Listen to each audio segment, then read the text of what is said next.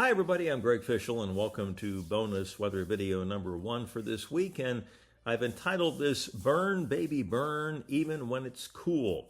It turns out that air temperature has absolutely nothing to do with whether or not you are going to get burned by the intensity of the sun on any one given day of the year.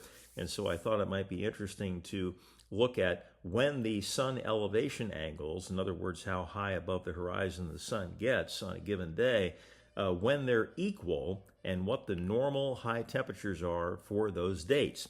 So let's go on ahead here and take a look at the first one. And so it turns out that on January 21st of 2025 and November 19th, the maximum sun elevation angle is about the same. Not exactly, but within, a tenth or so of a degree. So we have 34.41 degrees above the horizon on January 21st, 34.51 on November 19th. The normal high on January 21st, the 30-year average is 52, and on November 19th, it is 62. But you get the equal amount of sun intensity or solar radiation on those two dates.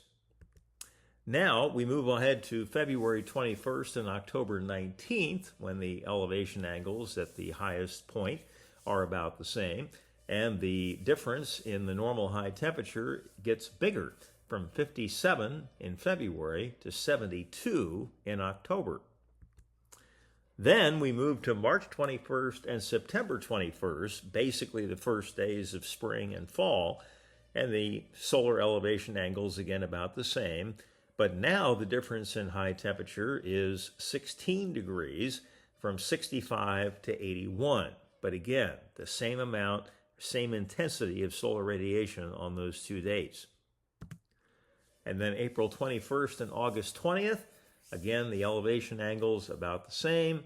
Difference in normal high temperature, 14 degrees from 74 to 88.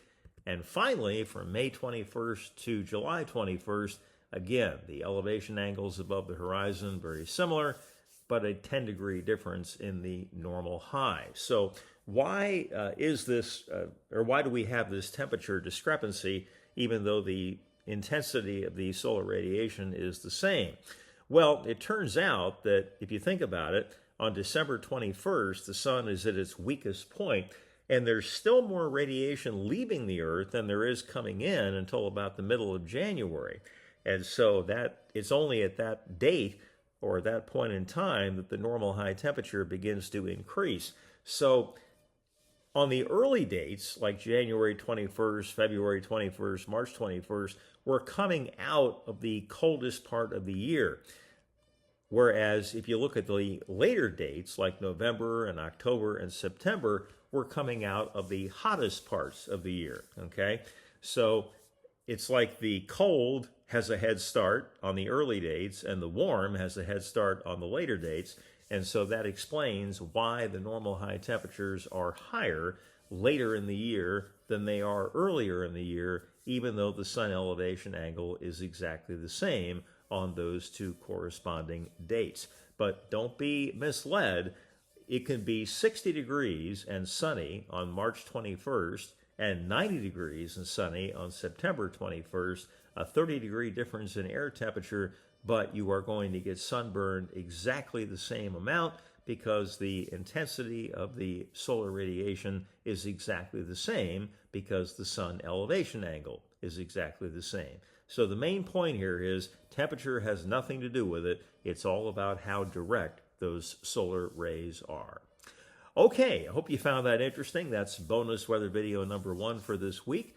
Number 2 will be probably coming up tomorrow, and then I'm going to be taking Friday off, as I had already announced to you. So just 2 bonus videos this week, but back on Monday we had the live stream with the severe weather, and so I'm hoping that, at least in your mind, that made up for a bonus weather video.